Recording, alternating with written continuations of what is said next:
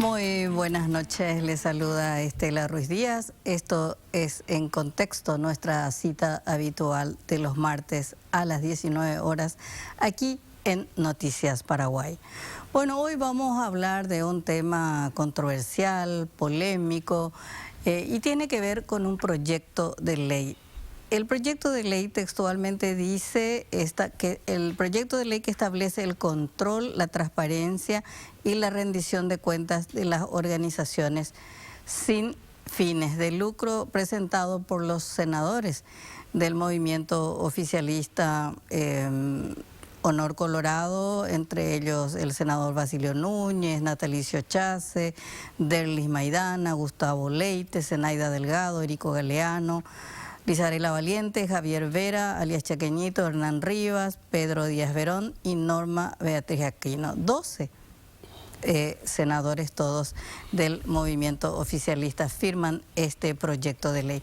Y para eso invitamos, para debatir este tema, que se conoce como una ley de control a las ONGs, invitamos a uno de los proyectistas, el senador Gustavo Leite. ¿Cómo está, senador? Buenas noches. Hola, Estela. ¿Qué tal, doctora? ¿Cómo le va? Buenas noches a la audiencia. Bueno, y también invitamos a la doctora María Victoria Rivas del Centro de Estudios Judiciales. ¿Cómo estás, doctora? Buenas noches, Estela, buenas noches, senador, y bueno, un saludo a la teleaudiencia que está compartiendo con nosotros este espacio. Bueno, este es uno de estos temas un poco que polarizan la sociedad, sobre todo en el debate mediático de las redes sociales, porque establece, diríamos, el régimen de control y transparencia y rendición de cuentas de las organizaciones sin fines de lucro que reciban o administren fondos públicos o privados de origen nacional e internacional. Para entender este proyecto, senador, ¿qué le motivó a usted y a sus colegas presentar este proyecto de ley? La frustración que nos produjo pedirle a las ONGs involucradas en la administración de 17 millones de euros de la transformación educativa y no poder conseguir una respuesta al respecto de la información detallada de en qué se usaron esos fondos en la transformación de la educación de Paraguay. Una alegó que tenía acuerdos de confidencialidad con el donante, en contra de la ley de información pública. No puede haber, en materias de gestión pública, de interés público y de bien común, como es la educación y un bien del Estado sobre todo, no puede existir. Otra directamente nos dijo, hemos gastado 700.000 euros en programas, 200.000 euros en administración y 600.000 euros en difusión y promoción. Cuando le volvimos a pedir, respetuosamente, ¿verdad?, por nota, los detalles, directamente ya no nos contestaron. Entonces vimos que había una laguna entre las instituciones de bien común, como son las organizaciones sin fines de lucro, pues, o si no, no pueden ser inscritas en el Ministerio del Interior, o si no, no van a tener el estatus de no pagar impuestos. En sus estatutos, estas instituciones tienen que describir a qué se van a dedicar, ¿verdad? Y entendimos que cuando se trata de interés público y de funciones que tienen que ver con las funciones típicas del Estado, es decir, cuando van a inferir, ingerir y decidir a veces sobre políticas públicas, deberían tener los mismos procesos de rendición de cuenta que el resto de los poderes. El primero, segundo y tercer, ejecutivo, legislativo, judicial, tienen un sistema de rendición de cuentas que hace la Contraloría. El cuarto poder, que son ustedes, tiene un sistema de rendición de cuentas muy sui generis porque dice, nosotros no podemos revelar nuestras fuentes. Pero el quinto poder, que son las organizaciones sin fines de lucro, hoy no le está rindiendo. Fuentes de información, no financiamiento. Está bien. Bueno, no, para aclarar nada más, senador. Pero no mezclarlos tanto. Pero en el caso del quinto poder, que son las organizaciones sin fines de lucro, que inciden en políticas públicas, que buscan incidir en políticas públicas y en algunos casos administran fondos públicos, como fueron estos 17 millones de euros, no tenemos información y nos niegan la información. Entonces creemos que la ciudadanía debe tener un sistema de rendición de cuentas y de transparencia al respecto de quiénes, cómo, cuándo y con qué resultado se usa esa plata. Esa es la fundamentación, la razón. Y no hay gato encerrado, la ley no prohíbe nada. Las organizaciones sin fines de lucro pueden dedicarse desde promover la idea de Fidel Castro hasta la de Erwin von Mises. Aquí no se está prohibiendo nada, acá se está pidiendo rendición de cuentas y transparencia. Doctora Rivas, ¿es así las ONGs, por llamarlo de alguna manera, no rinden cuentas del tipo de información que acaba de plantear el senador? Bueno, en primer lugar, Estela, bueno, supongo que el senador conoce como una autoridad pública de que nosotros estamos a favor del control, la rendición de cuentas y la transparencia, y redoblamos los esfuerzos en ese sentido y sobre todo en la lucha contra la corrupción, ¿verdad? Mencionamos que todas las herramientas que tiene el Estado paraguayo ahora, como la Ley de Acceso a la Información Pública, las políticas de gobierno abierto, las políticas de fortalecimiento de la Secretaría Nacional Anticorrupción, son apoyo que ha tenido diversos gobiernos colorados a lo largo de la historia en cumplimientos de compromisos internacionales. Ahora, lo que nosotros tenemos que diferenciar es el control sobre los fondos públicos y el control sobre los fondos privados, y ahí viene la complejidad del proceso en donde se quieren combinar y conjugar el mismo nivel de responsabilidad. En primer lugar, mencionar que el control de los fondos públicos, las organizaciones de la sociedad civil que manejan fondos públicos, se rigen por la Ley de Administración Financiera del Estado. Tienen que rendir cuenta a la Contraloría General, tienen que rendir cuenta a la Cámara de Diputados, y ahora salió una resolución en la que tienen que rendir también cuentas a la Cámara de Senadores.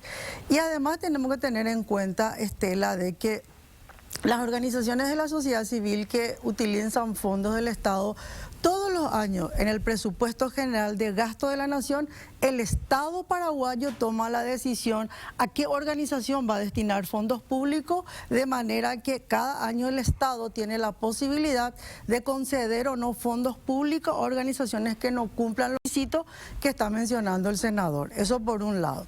Por el otro lado, las organizaciones de la sociedad civil que no manejamos fondos del Estado, que no recibimos financiamientos públicos, tenemos una serie de responsabilidades que cumplir. Y menciono solamente dos. CEPRELAT, nosotros tenemos la obligación de inscribirnos en CEPRELAT, y además le pagamos a CEPRELAT anualmente un canon de 400.000 guaraníes anuales para que podamos utilizar el sistema integrado de control que tiene CEPRELAT. De manera que si hay la sospecha de manejos de fondos ilegales, a través de un informe de CEPRELAT, los senadores pueden conocer el origen de nuestros fondos.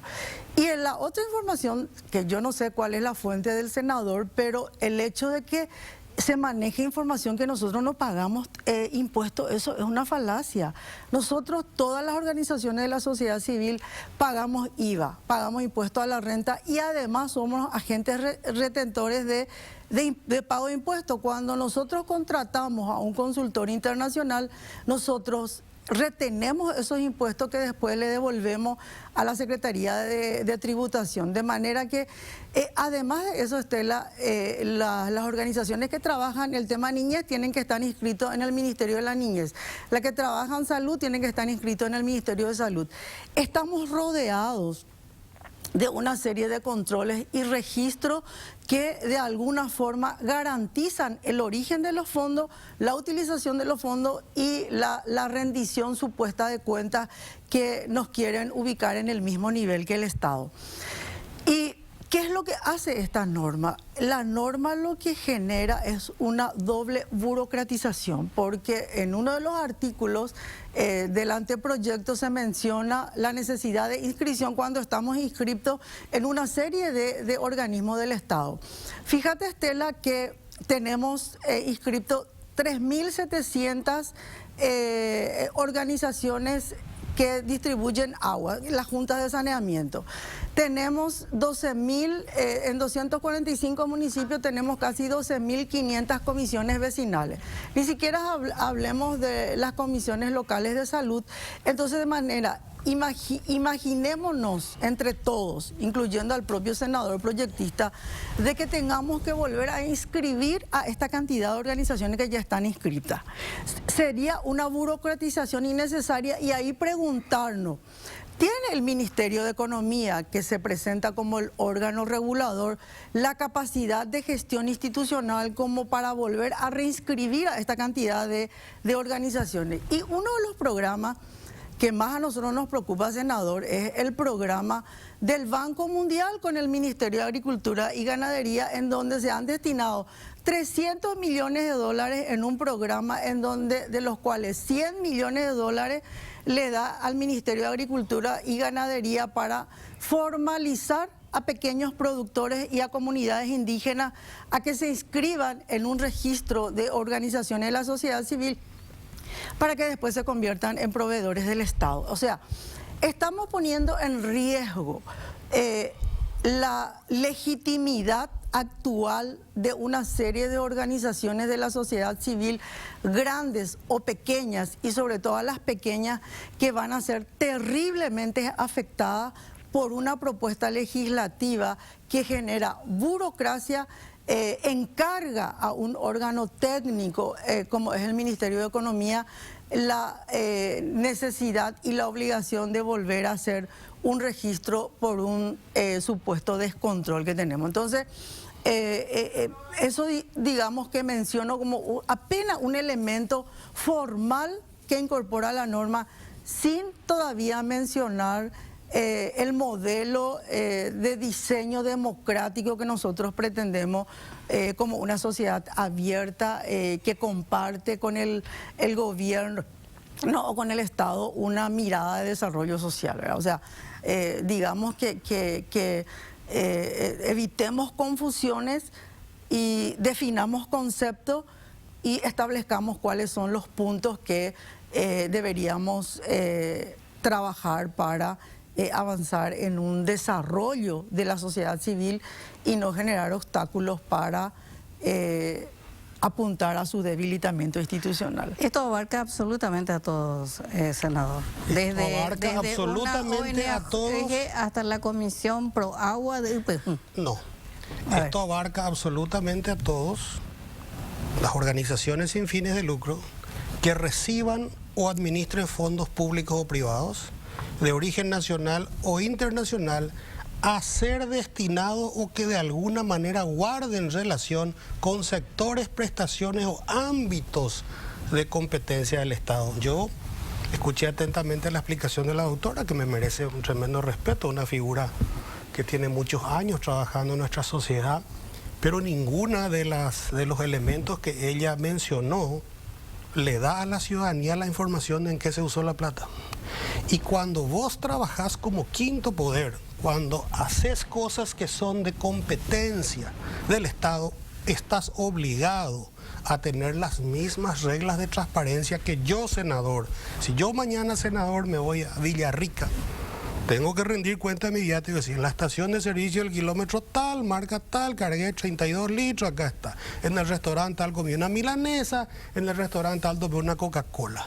Las organizaciones sin fines de lucro no le están rindiendo cuenta a sus legisladores, y eso soy prueba yo porque escribí 3 cartas y no me dieron.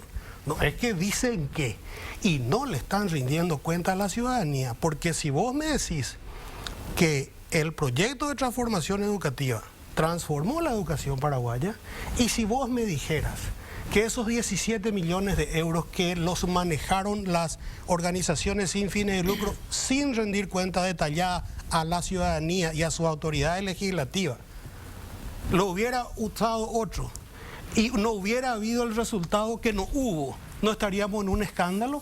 Claro que sí. Entonces necesitamos que los elementos que habla la doctora, si yo ya hice un informe para A, hago cut y paste y un informe para B. No es ninguna burocratización mandar a 2, a Estela y a Victoria.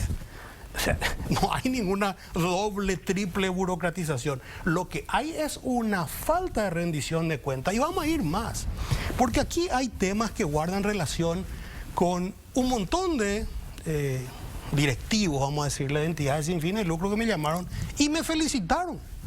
porque quieren estar separados de las que no llevan sus cuentas y no quieren rendir cuentas.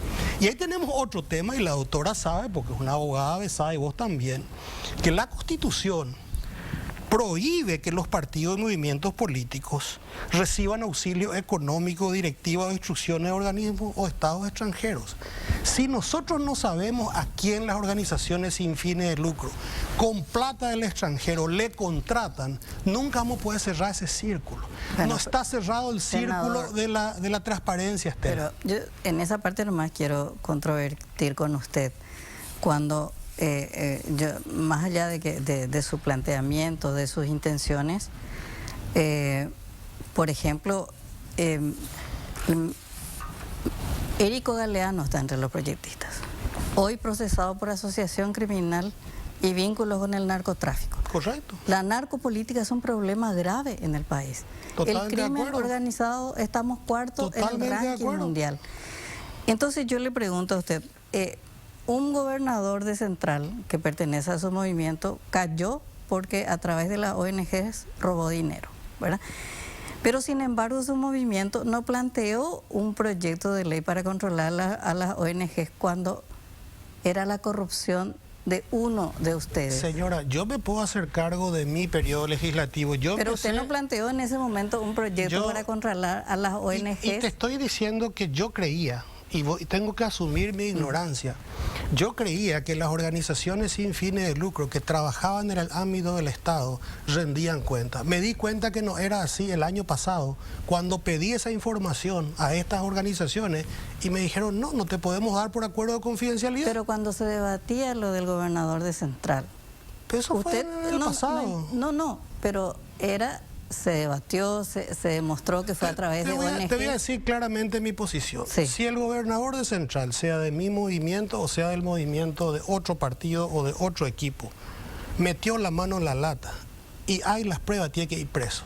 No importa si es de mi movimiento o de tu movimiento. Acá lo que tenemos que entender es que la ley no puede tener colores ni este tío ojo azul. No.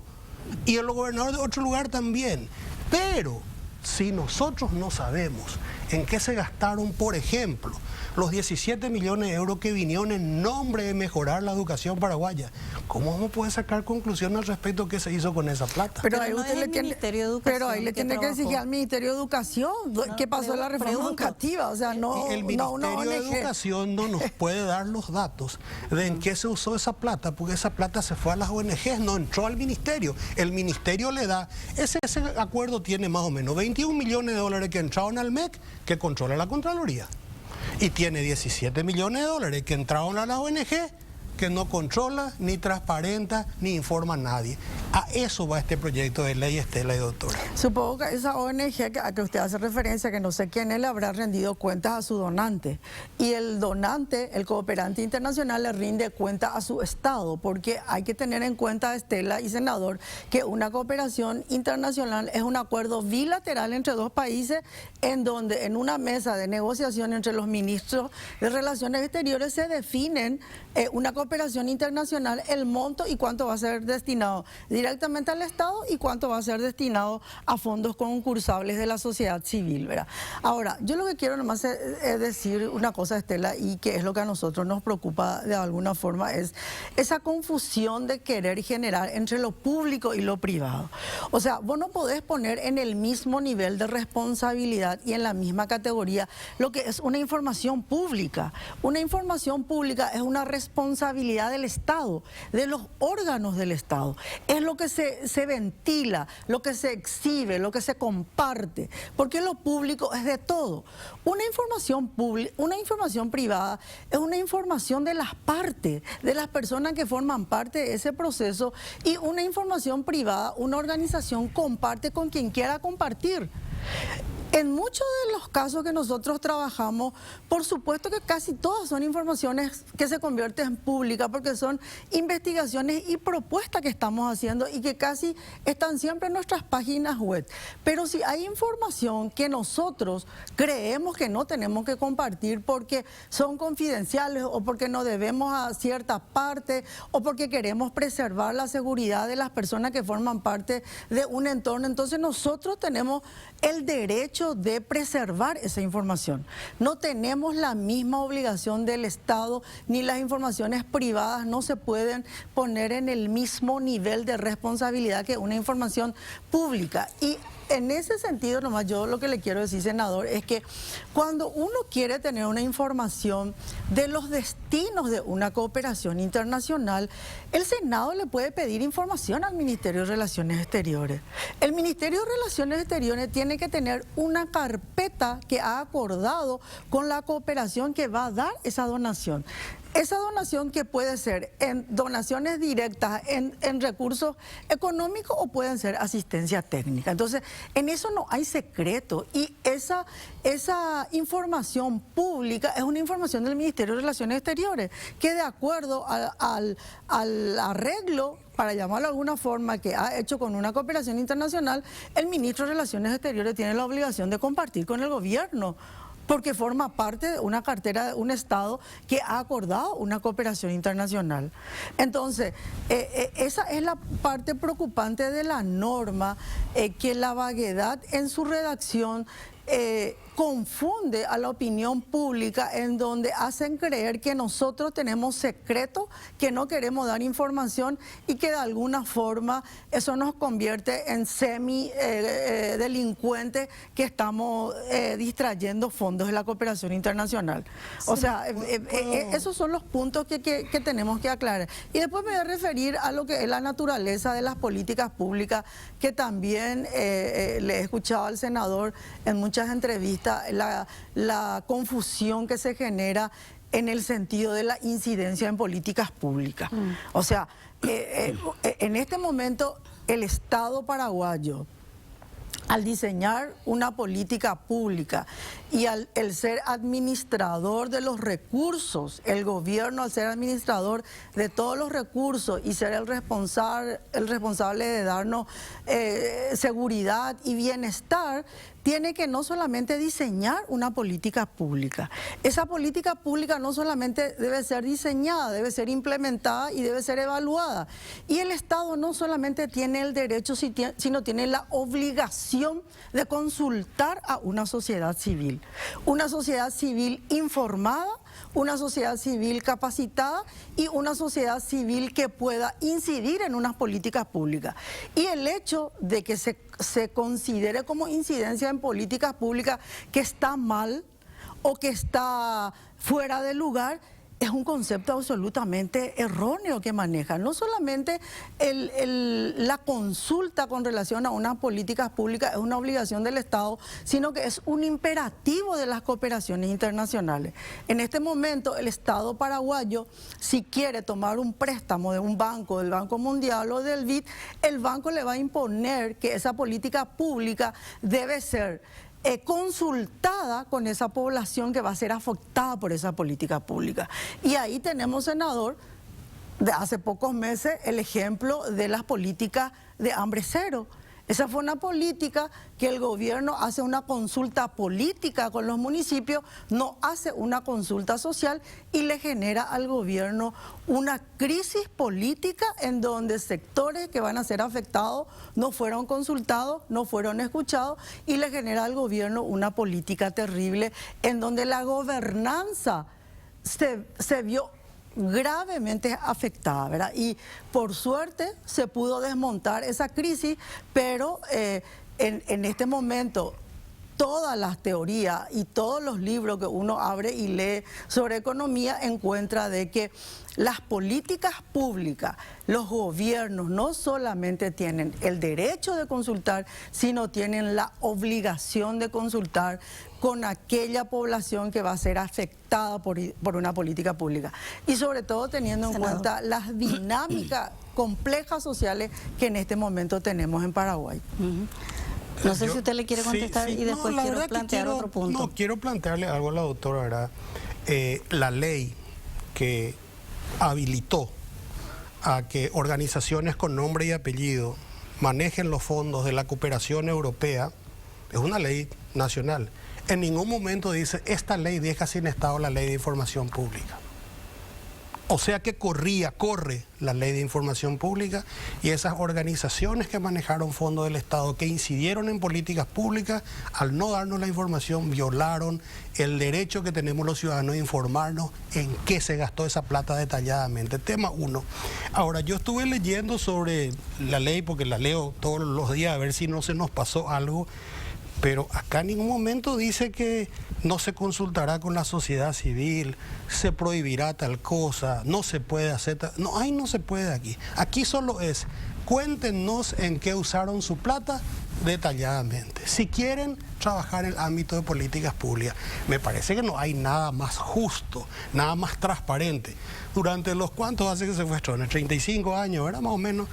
Nos enseñaron las organizaciones de la sociedad civil, sobre todo, y nos recordaron que lo más importante son dos cosas: rendición de cuentas y transparencia. Resulta que los que enseñan rendición de cuentas y transparencia no se quieren someter a eso. Y por último, me da miedo, porque no tenemos más que tener miedo. Nosotros tenemos que salirnos de eso, que el que nos va a dar nos va a imponer. Nosotros no tenemos por qué aceptar imposiciones que no son justas. De aquí en adelante creo que va a haber un nuevo modelo de cómo se negocia con la cooperación internacional, qué se acepta y qué no, de las imposiciones que habló la doctora. Yo, por ejemplo, no acepto que nadie nos imponga nada. Yo acepto que alguien nos proponga cosas, y que nosotros, con la sociedad civil también, digamos, che, estos nos quieren imponer esto para darnos la plata. ¿Qué opinan? Y te puedo garantizar que el 95% de los paraguayos va a decir: los paraguayos no nos gusta que nos impongan cosas.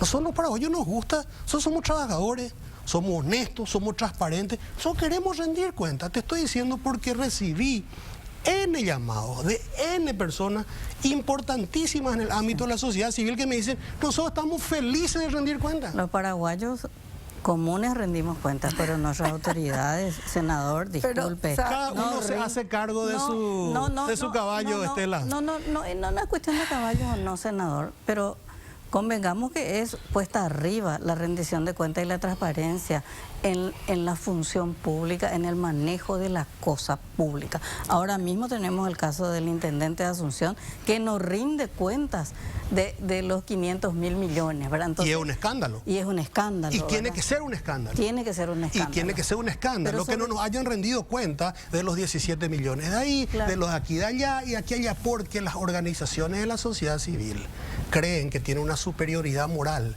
y porque ellas son de la sociedad civil y se autodenominaron los representantes de la sociedad civil, entonces no tienen que rendir cuenta a la sociedad civil. Yo sostengo que sí, va a ser un interesante debate. Veo con la doctora que va a ser muy difícil que nos pongamos de acuerdo, pues la esencia de la democracia es tener este tipo de posiciones, tener este tipo de debates respetuosos, exponer las posiciones, y bueno, veremos qué es lo que quiere el cuerpo colegiado que se llama Senado, y más adelante diputado. Vamos a hacer acá una pequeña pausa porque debo hacer un corte comercial, y a la vuelta vamos a continuar con este interesante debate con el senador Gustavo Leite y la doctora María Victoria Rivas. Bien, continuamos aquí en Contexto con nuestros invitados, el senador Gustavo Leite y la doctora María Victoria Rivas. Estamos hablando sobre este proyecto de ley que establece el control, la transparencia y la rendición de cuentas de organizaciones sin fines de lucro. Senador Gustavo Leite, veo acá en su proyecto de ley que dice... aparte de registrar detalladamente el uso y destino de los fondos que reciban, de sus correspondientes facturas y demás documentos, deberán llevar una lista pormenorizada de todos los profesionales, técnicos, especialistas o personal de cualquier índole o de cualquier otra persona jurídica, que sean nacionales o extranjeros, que sean contratados o de cualquier manera cumplan tareas o presten servicio al uso y destino de los fondos. Eso significa que la organización sin fines de lucro le tiene que pasar al Ministerio de Hacienda la lista completa de los integrantes de su organización. Sí, y a quienes le pagan y a quienes le contratan, ¿por qué? ¿Para qué? Su factura, tiene que facturar. y tiene que pasarle un informe semestral a ambas cámaras del Congreso también. Pero eso no es muy invasivo, pregunto. Y eso es muy transparente. No sé si es invasivo, va a depender de cómo cada uno lo tome. Para mí es transparente y es rendición de cuentas de verdad. Pero, por ejemplo, nosotros no sabemos quiénes son los aportantes de los partidos políticos para sus campañas electorales. Pero pueden saber. No podemos Pueden saber. saber. ¿Cómo? El único partido que llenó los requisitos, y ahí me hace, bueno, pues no sabemos si el informe es el Partido Colorado. Rindió el 100% de sus aportes. 51% lleva el Partido Liberal, los otros luego ni hablar. Ahora, si eso aporte, vos no creo... Pasa que acá se está cuestionando que como el Estado tiene todavía un sistema imperfecto de información y de control de sus fondos y control de sus agentes, por decirlo así, políticos, entonces no se tiene que controlar a nadie. Y bueno, yo no creo que sea así. Yo creo que le va a hacer bien a nuestra democracia que haya más transparencia y que haya más rendición de cuentas en las organizaciones que trabajan en el ámbito del Estado y que quieren incidir en cómo el Estado tiene que ir a la izquierda, a la derecha, arriba, abajo. Esa es mi posición. Yo, evidentemente, soy uno, somos 12 los que planteamos. Creo que vamos a hacer un poquito más los que creemos que esto tiene que llevarse adelante. Y los debates en las democracias desarrolladas son buenos, son útiles. Que estemos esta noche con la doctora. Yo recuerdo los debates de hace 20 años de este tipo de temas, nos arañábamos todos. Hemos avanzado mucho los paraguayos que podemos disentir y podemos sentarnos civilizadamente, así por esta razón no, por esta razón sí. Y bueno, sigamos con el debate. Yo no le rehuyo al debate. No le vamos a rehuir al debate y le vamos a seguir insistiendo a la gente que es importante que la plata que venga del extranjero o de acá, de fondos privados o públicos, que se meta a hacer funciones del Estado, con el ok del Estado o no, tiene que ser transparentada. Es mi opinión. Sí, quiero nomás mencionar de que todas estas informaciones que está mencionando el senador, de hecho que ya está publicado y definido y presentado al Estado. Nosotros todos los años tenemos que presentarnos en la Abogacía del Tesoro. Hay un registro en la Abogacía del Tesoro en donde nosotros tenemos que enviar nuestras actas anuales, quienes conforman el Consejo Directivo y quienes forman parte de la administración de gobernanza, digamos, de una ONG con todos los documentos de identidad, etcétera, etcétera. Ahora, lo que plantea el senador realmente es un problema porque es inmiscuirse en el día a día muy directamente en el manejo de una organización. Y eso, que me disculpe el senador, pero tiene un trasfondo de control. Es decir, desde el momento en que se quiera controlar el personal o el funcionario o el profesional o el experto que está trabajando en una organización, probablemente se pretenda descubrir qué es lo que hay detrás de esa contratación, o qué es lo que se busca con esos programas, o qué es lo que se busca con ciertos tipos de profesionales. O sea, es inmiscuirse directamente, probablemente, y disminuir el pensamiento crítico que tenemos las organizaciones con relación al funcionamiento del Estado y al funcionamiento de ciertas políticas públicas. Yo lo que le quiero nomás decir al senador es que jamás una organización puede sustituir la función de un Estado, porque no tenemos ni los recursos suficientes ni la capacidad técnica que probablemente tiene el Estado. Lo que sí nosotros buscamos a través del desarrollo de una organización es la especialización en ciertos temas y la producción de información independiente, que no sean oficiales. Entonces, los informes que nosotros sacamos son informes que de alguna forma generan peso probablemente a una mirada única que tiene el Estado en el diseño de algunas políticas públicas. Y lo que tenemos que tratar de evitar es buscar enemigos internos. Nosotros hemos sido aliados muy fuertes de varios gobiernos colorados cuando se implementan políticas públicas inclusivas y con una mirada hacia el desarrollo social. Lo que nosotros hacemos es contribuimos con una mirada un poco más técnica y un poco más especializada sobre algunos aspectos que hacen que las políticas públicas sean de mayor y sean más abarcativas. Eso es lo que nosotros hacemos. Y si el gobierno es inteligente, tiene que buscar aliados en la sociedad civil. Porque con las dificultades que tiene la dinámica social ahora, al gobierno le conviene aliarse con una sociedad civil que puede aportar conocimientos técnicos en una política pública y le puede dar gobernanza al gobierno. Porque imagínense ustedes, de las diferentes políticas públicas que el gobierno va a ir implementando a lo largo de estos 4 años y los problemas sociales que se van planteando, entonces nosotros podemos dar un apoyo técnico de una mirada diferente a una política que no tenga una sola mirada, que es la mirada del oficialismo, y muchas veces contaminada solamente con una mirada política partidaria.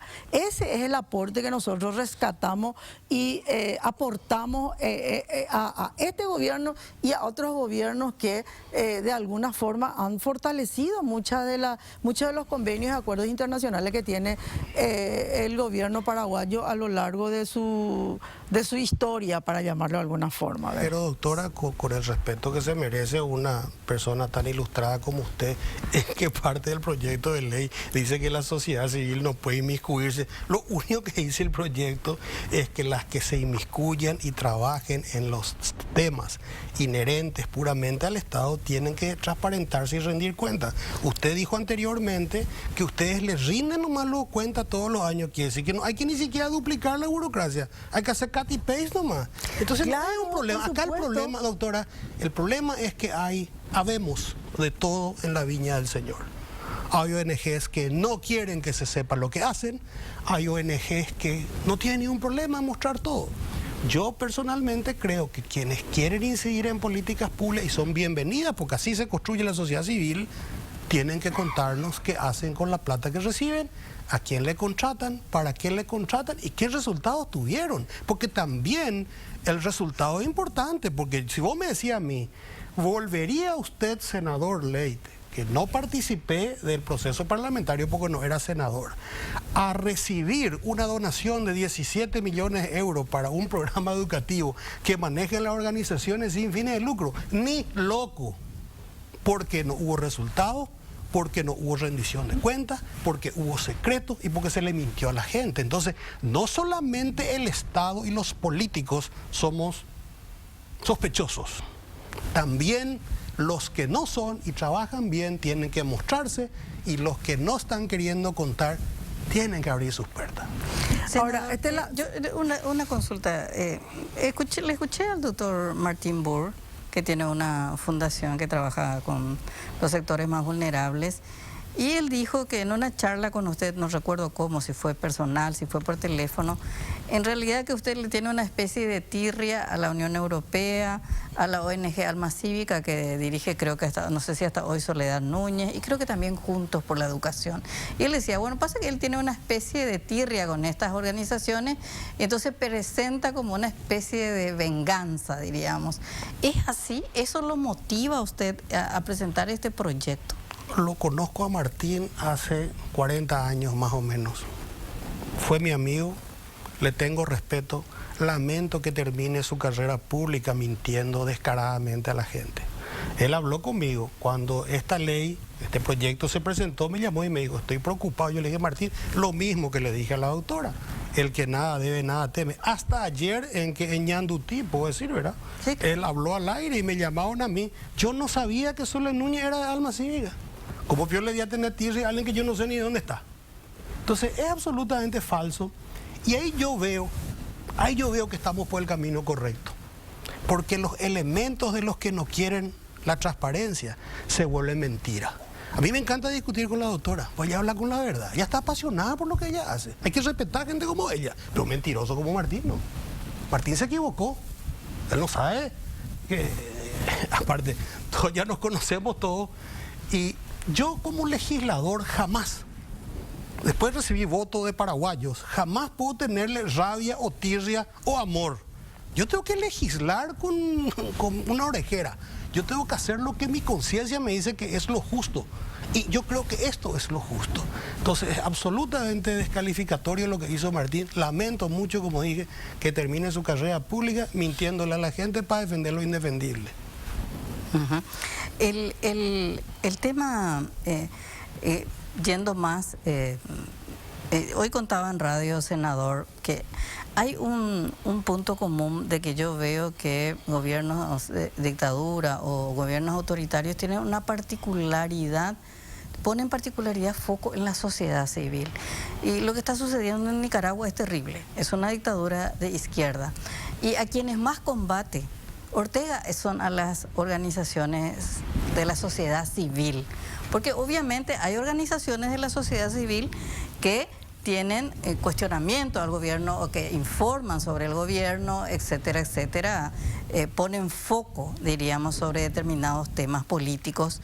Y me contaba un sacerdote jesuita, un amigo que estuvo por allí, me dice, Daniel Ortega decidió que nuestro trabajo en las escuelas, en zonas vulnerables, era terrorismo de Estado. Y nos dio 3 días a que abandonemos el país. Y tuvimos que huir porque él consideró que el trabajo... Es lo mismo que acá diga el gobierno, Fe y Alegría está haciendo... terrorismo de Estado. Terrorismo de Estado. ¿Verdad? Pero eso es altamente lo que improbable, digo ¿verdad? Es que hay una...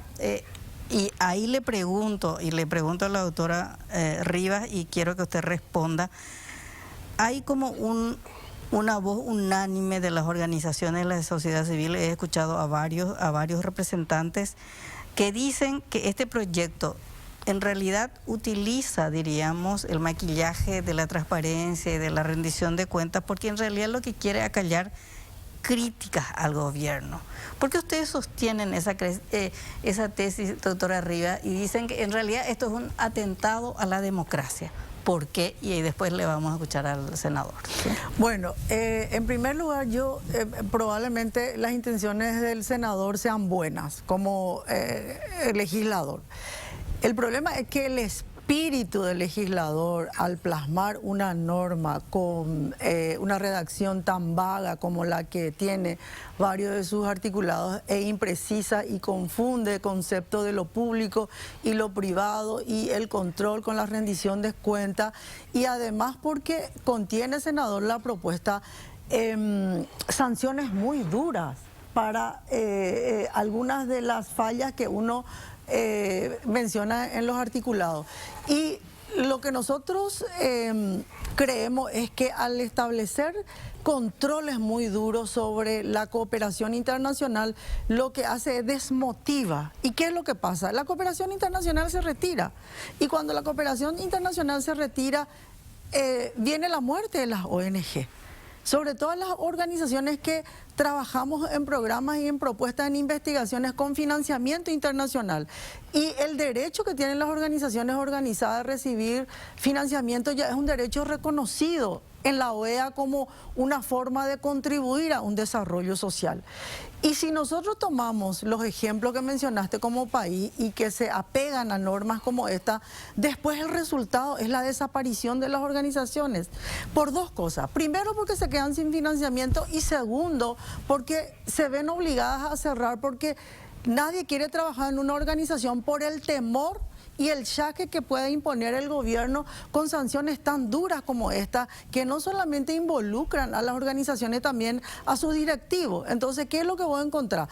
Gente que en este momento trabajan en voluntariado en muchas organizaciones de CNI, de Teletón, los bomberos voluntarios, o sea, todo un sinnúmero de organizaciones que básicamente su trabajo se basa en un voluntariado o en recursos de la cooperación internacional, ya sea a través de donación o asistencia técnica, ante la posibilidad de incumplir, y eso es lo peligroso, senador, de la propuesta, ante la posibilidad de incumplir cualquiera de las obligaciones que impone la ley, te sancionen, te cierren la organización, y no solamente eso, sino te sanciona a vos como directivo, ¿verdad?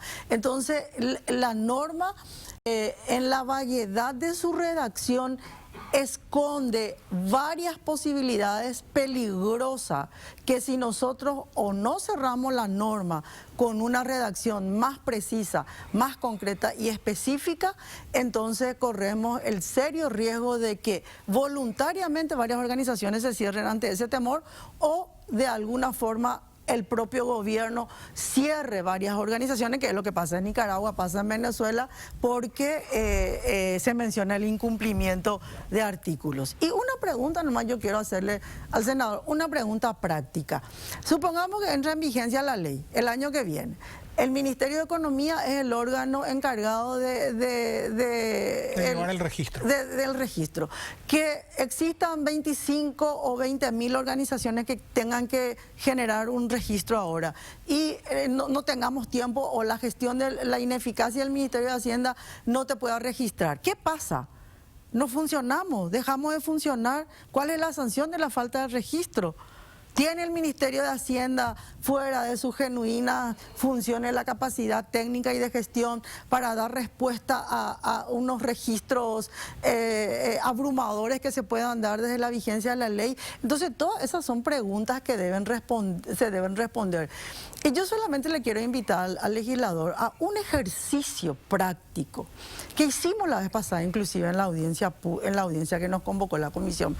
Olvidémonos de los 17.000 euros que aparentemente no sé quién, 17 millones de euros que no sé qué organización nos rindió cuenta, y pensemos y grafiquemos un ejemplo. El fin de semana pasado, el gobierno nacional, con presencia del presidente Peña, recibió de donación del gobierno de los Estados Unidos un carro de bomberos. Fue un acto rimbombante, estuvo el presidente Peña recibiendo un carro de bomberos de donación. Según esta ley, ese cuerpo voluntario de bomberos, si recibe esa donación, el cuerpo de bomberos voluntarios cada 6 meses le tienen que estar informando al Ministerio de Hacienda quiénes fueron beneficiados, quiénes fueron auxiliados, cuántos incendios apagaron. Eso no dice la ley. Pero, senador, lea usted el texto de la ley. La ley dice que cada 6 meses tiene que informar quiénes son los beneficiarios y qué se hizo con esa donación. No. Y si vos graficás eso en un carro de bomberos... Doctora, le voy a corregir. Pero por supuesto dice, que... deberán llevar una lista de todos los profesionales, técnicos, especialistas, personal de cualquier otra índole, otras organizaciones sin fines de lucro o de cualquier persona jurídica nacional o extranjera que sean contratados. Hay un cumplan tarea o servicio. Entonces, bueno, doctora, discúlpeme, senador, yo lo respeto cuando usted habló. Si el cuerpo de bomberos, pero doctora, usted habló el 90% del tiempo, no puedo hablar todavía. Yo le digo que hay un artículo que habla de que nosotras las organizaciones tenemos que rendir cuenta de quiénes son beneficiarios de la acción de nuestra donación. Entonces, yo le quiero graficar nomás. No dice eso. Les voy a mostrar el artículo donde dice, lastimosamente que no traje el texto de la norma porque no quiero caer en esa discusión que no nos va a llevar a nada de artículo por artículo, porque lo que nosotros peleamos es el modelo de construcción social que queremos. Nosotros queremos una sociedad democrática, una sociedad participativa, en donde las organizaciones sociales podamos trabajar libremente, aportar nuestro granito de arena a las políticas públicas y llevar todo junto, este carro grande que es Paraguay. Encima que somos luego pocos, 6 millones de habitantes, somos pobres, nos peleamos internamente en vez de que el gobierno aproveche la capacidad técnica y el desarrollo de conocimiento que la sociedad civil ha venido en los últimos tiempos. No tenemos aporte de la academia en políticas públicas. Las únicas que aportamos con conocimientos técnicos y experiencia somos las organizaciones que de alguna forma nos hemos ingeniado a desarrollar conocimiento independiente a un gobierno para contribuir a un desarrollo sostenible. Senador, los últimos nosotros queremos todo eso que usted mencionó con la total transparencia y rendición de cuentas cuando inciden en políticas públicas. Estamos totalmente de acuerdo. Lo único que yo veo hasta ahora es que los voceros con quienes me encontré hasta ahora de las organizaciones que dicen representar a la sociedad civil no quieren rendir cuentas. Ese es el quid de la cuestión. Ahora, al respecto de Nicaragua, Estela, cada país tiene sus dinámicas. No, Yo pero te por puedo eso le garantizar preguntaba, que no hay ninguna intención, por eso que acá no dice prohíbese la actividad tal. No se puede hacer, no dice nada de eso. Podés hacer lo que quieras. Si vas a trabajar en el ámbito del Estado, te voy a pedir una rendición de cuentas y a quién le diste tu plata. Tanto pico es. No es tampoco tanto. Me parece que hay un lobby muy fuerte, una intención de que no salga a luz la plata que gastan las ONGs en el Paraguay, sobre todo las más grandes, las que más quieren incidir, y se están escondiendo en estos temas técnicos. Todo lo que dijo la doctora, el cuerpo de bomberos tiene nomás luego que meter dentro de su activo y registrar como una donación su carro. Y tiene nomás luego que informar si está nomás lo informando. ¿Y cuál es el problema de mandar un informe y mandar otro acá? Un email nomás no es. Y con respecto a esa acusación que dice que detrás de esto hay como un viento autoritario que viene, que quiere eliminar a las organizaciones de la sociedad civil. Y ese es como cuando vos no encontrás más excusa por no tener cómo defender que vos durante 35 años pregonaste transparencia y rendición de cuentas y vos no querés rendir cuentas y no querés ser transparente. Entonces le culpás a alguien y decís, no, que barra, que esto nos van a matar. Y no es así en absoluto. Y no es nuestra intención. Y yo siento que Paraguay necesita más transparencia. Y si las que proponen transparencia, las que pregonan transparencia, las que critican, y está bien que le critiquen al gobierno, no están dispuestas a desnudarse ante la sociedad, no vamos a construir una mejor sociedad. Pero yo creo que yo también le pido, senador, que usted tenga la misma mano dura con la corrupción y que le obligue a los administradores de los fondos públicos a presentar cada 6 meses también sus informes, que transparenten cómo usan los fondos públicos. Esas son prerrogativas. A ver, nosotros estamos en un marco de construcción de institucionalidad. Exacto. Yo soy legislador. Yo tengo mis funciones definidas aquí en el reglamento y demás. Yo no puedo erigirme en contralor. No, pero usted puede hacer Pero la ley. yo puedo pedir informe. No, es que las leyes están perfectas, que se cumpla o no. Ese ya no va más allá del legislador. Entonces yo sí creo que hemos avanzado mucho. Y cuanto más nos abramos, cuanto más aprendamos la luz, más vamos a ver y más transparencia va a haber. Eso es lo que yo creo. Bien. Claro, que avance en una ley que refuerce los controles sobre los fondos públicos, que es lo que toda la ciudadanía pedimos, y que le deje a las organizaciones privadas que trabajen dentro de la libertad que caracteriza a un trabajo privado. Eso es lo que nosotros pedimos. Yo les agradezco muchísimo su participación esta noche, este debate. ¿Cuándo se trata este proyecto? Cuando las comisiones dictaminen y entre al pleno, no sé, 2 o 3 semanas, lo que lleve. Es un proceso, el proceso legislativo es mucho más lento del que a nosotros nos gustaría, pero está bien que sea así. La gente tiene que debatir, hablar, proponer, discutir, corregir. Estamos abiertos a todo. ¿Ustedes están abiertos a que en un intento de acuerdo o consenso las organizaciones de la sociedad civil planteen algunas propuestas y ustedes pueden aceptar? Siempre y cuando haya transparencia y rendición de cuentas. Muchísimas gracias, senador Leite. Muchísimas gracias, doctora Rivas. Gracias a vos, Estela, y también gracias al senador por escucharnos por lo menos en un panel de televisión. Bien, muchísimas gracias a ambos. Yo les invito, ahora vamos a tener una breve pausa. A la vuelta vamos a hablar con el comisionado de la Comisión Interamericana de Derechos Humanos, Luis Caballero, a propósito del encuentro de la OEA aquí en Paraguay.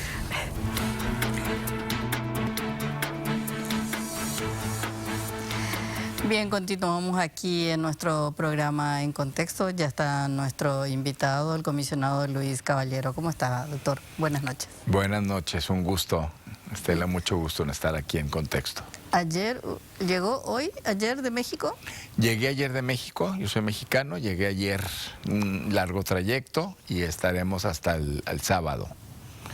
Perfecto. Estamos ahora, la presidenta de la Comisión Interamericana, la comisionada Gloria de Mes y su servidor, 3. Perfecto. Bueno, para entender un poco, la Comisión Interamericana de Derechos Humanos tiene el mandato de promover la observancia y la defensa de los derechos humanos en la región y actúa como un órgano consultivo de la OEA en la materia.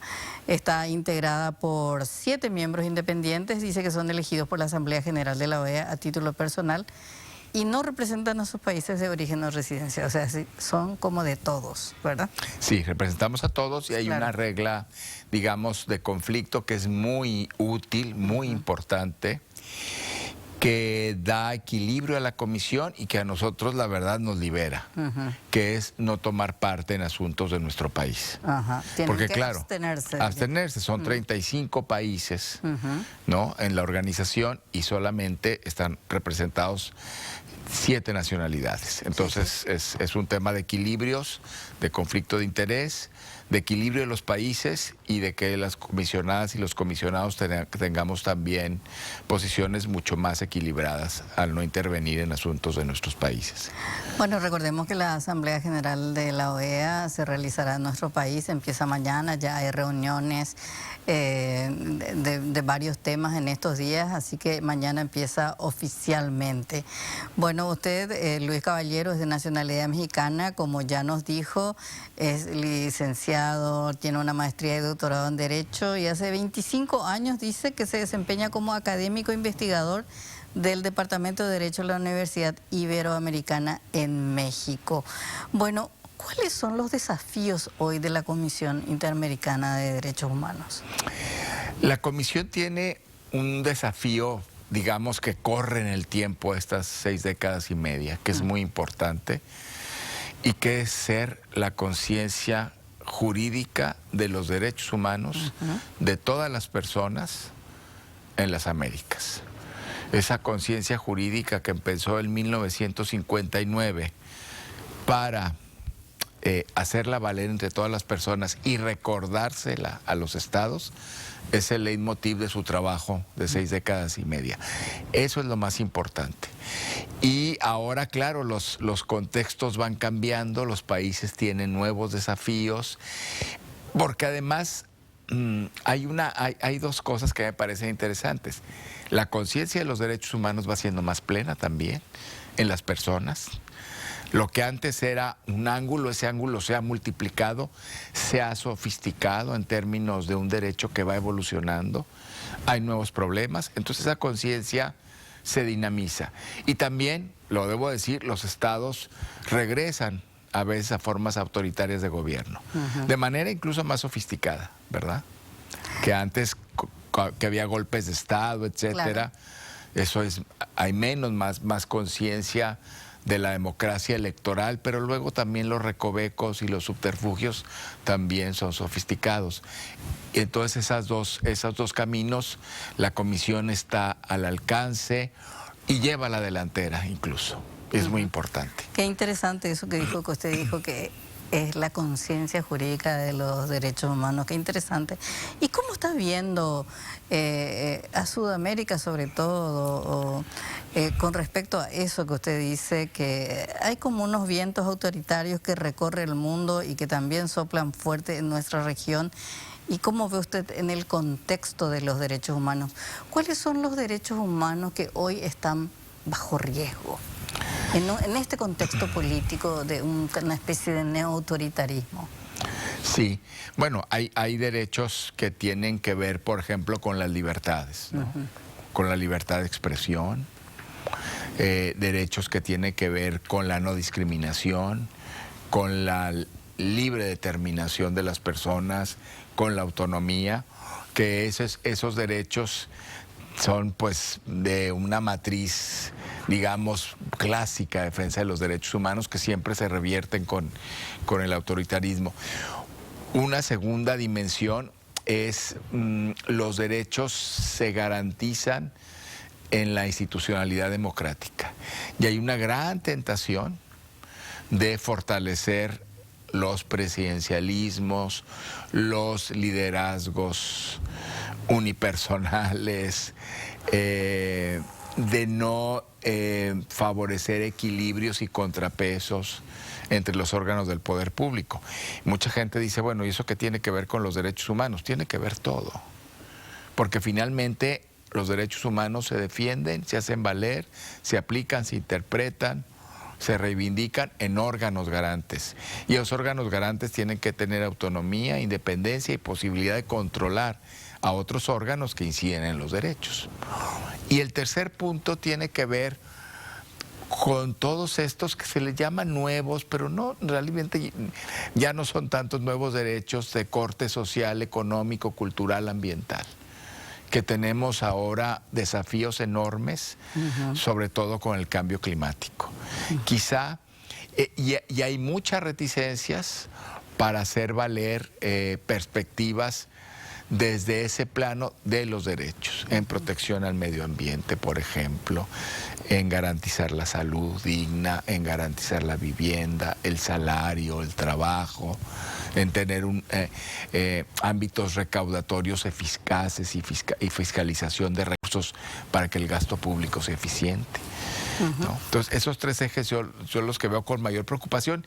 Y además, claro, también uno quizá cuarto, que es muy importante, grandes sectores de la población marginados, con escasa o nula representación política, y que los gobiernos y las sociedades están tendiendo a replegarse en la noción de frontera. Hay mucho miedo al distinto, hay mucho miedo a la diferencia, hay mucho miedo a la alteridad. Entonces, claro, el tema de la migración es un gran desafío, ¿no? El tema de los pueblos y comunidades indígenas es un gran desafío. El tema que implica el género, el tema que implica a las mujeres tomando posiciones de poder político real, es un gran desafío para muchas personas.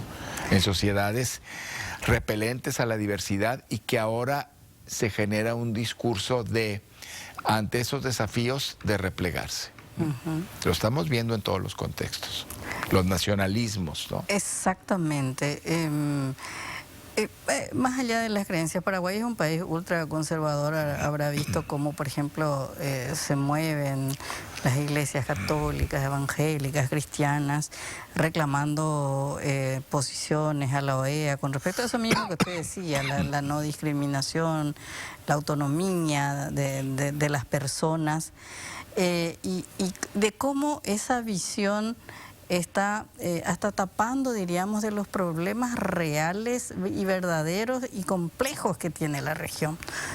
Por ejemplo, el crimen organizado, o eso que usted mismo decía, la migración, la pobreza, esos son realmente los problemas. Sin embargo, estamos viendo que hay como un intento de mirada de hacer que ese sea el grave problema, cuando lo otro es el grave problema. Claro. En el gran debate regional. El problema no son las personas y la manera que las personas son, por decisiones propias o por constitución de cómo somos las personas en función de origen étnico, origen racial, ¿no? Características. Ese no es el problema, las personas no somos nosotros. El tema es todos esos espacios que están cediendo los estados a fuerzas criminales, o los espacios que el Estado mismo genera para no hacer lo que tiene que hacer a través de redes de corrupción o a través de pactos con crimen organizado, por ejemplo. Ese es el problema, y tiene usted toda la razón. El discurso está extrapolado en determinar hasta dónde llegan los demás en sus reivindicaciones y no ver los grandes problemas que están teniendo los estados, las Américas, América Latina, en temas de desigualdad y en temas de estas redes de crimen organizado transnacional, que es realmente, yo lo decía porque lo advertimos en Colombia. Nosotros tuvimos una visita de país en abril muy importante y recorrimos todo el estado, toda la geografía de Colombia, y pudimos advertir esta nueva forma de colonización y de explotación de las personas a través de redes transnacionales de macrocriminalidad. Es tremendo eso que estamos viviendo. Esos son los problemas. Claro, ¿y cómo hacer de este debate? Yo creo que ahora tengo que irme a un corte comercial, pero me gustaría, cuando volvamos, doctor Caballero, que hablemos de eso. ¿Cómo organismos como la OEA pueden empujar a que hablemos de eso? Que ese es el problema que tenemos que resolver los estados, las regiones, a través de la cooperación. Pero eso vamos a hablar a la vuelta de la pausa. Bien, continuamos aquí en contexto con nuestro invitado, el comisionado Luis Caballero de la Comisión Interamericana de Derechos Humanos. Decíamos, doctor Caballero, que el problema de nuestra región especialmente, y por citar nada más el eslogan del encuentro de la OEA aquí en nuestro país, es integración y seguridad para el desarrollo sostenible de la región. ¿Cómo diríamos separamos la paja del trigo, por llamarlo de alguna manera, y que nos concentremos realmente en las problemáticas de la región, que como usted decía, en realidad es la desigualdad, es la migración que existe hoy, son estos vientos autoritarios que de repente están soplando en algunos lugares? Esos son los problemas que tenemos que mirar y que tenemos que atender, ¿verdad? Sí, yo pienso que ahora toda esta idea de las sociedades diversas, que a veces cuesta mucho trabajo, quizá hay que enfocarlo en una idea pues muy clara desde hace 200 años, pero que nuestros estados tienen en sus constituciones, y que tiene que ver con libertad religiosa. Y la libertad religiosa se vive en el contexto de laicidad. Y la laicidad ha significado 200 años la separación del Estado, de lo público, de las iglesias. Pero también la laicidad contemporánea, una laicidad democrática y para los derechos, implica acoger las diversidades en todo su sentido. Ese es un Estado laico. Y entendiendo que el Estado es laico y que cabemos todas las personas, pues hay que enfocarnos a esos problemas que ahora nos aquejan a todas y a todos. Y los vientos autoritarios están ahora con mucho apogeo en la región. Y esos vientos autoritarios intentan establecer condiciones de seguridad a costa de los derechos humanos, prolongando e instalando y luego prolongando estados de excepción. Esos vientos autoritarios se vinculan con crimen y entonces empiezan a cancelar la transparencia, la rendición de cuentas y a gestionar convenientemente el combate a la corrupción. Esos vientos autoritarios empiezan a cancelar los equilibrios entre los poderes públicos. Esos vientos autoritarios, y le digo lo que está pasando en la región, le apuestan a la militarización como una forma de atender los problemas de inseguridad, no llegar a las causas y no atender los pactos de corrupción que hay. Esos vientos autoritarios intentan reforzar las condiciones depauperadas de las poblaciones ante mano de obra barata sin garantizar derechos y generar condiciones de desigualdad aún más acendradas que las que ya tenemos de toda la vida en la región. Eso es lo que estamos viendo. Con esos ejemplos le digo, esos vientos autoritarios. Y esos vientos autoritarios están llegando a través de elecciones, de procesos electorales. Fórmulas democráticas. De fórmulas democráticas, claro, salvo en estados que ya conocemos, Nicaragua, Venezuela, en que ya cancelaron incluso esa forma electoral. Venezuela tiene el 28 de julio su proceso electoral. Lo vemos, pues evidentemente, muy sesgado hacia el oficialismo, como ha ocurrido durante todo este tiempo de la dictadura. Pero los otros países, a través de los procesos electorales, adquieren el poder y luego van conteniendo todos estos ingredientes de una democracia para los derechos humanos. Bien, doctor Caballero, yo le agradezco muchísimo su participación aquí esta noche. Que tenga una buena estadía en nuestro país. Estoy muy contento, estamos muy felices de estar en Paraguay, es un gran país. Nos hemos reunido con organizaciones de la sociedad civil, con las autoridades, pero tiene una sociedad civil muy pujante y que está con muchas ganas de sacar adelante a Paraguay. Que así sea, y qué bueno que alberga hoy la asamblea de la organización y los 65 años de la Comisión Interamericana. Muchísimas gracias. Gracias a usted. Bueno, y a ustedes también muchísimas gracias por estar ahí. Nos volvemos a encontrar el próximo martes.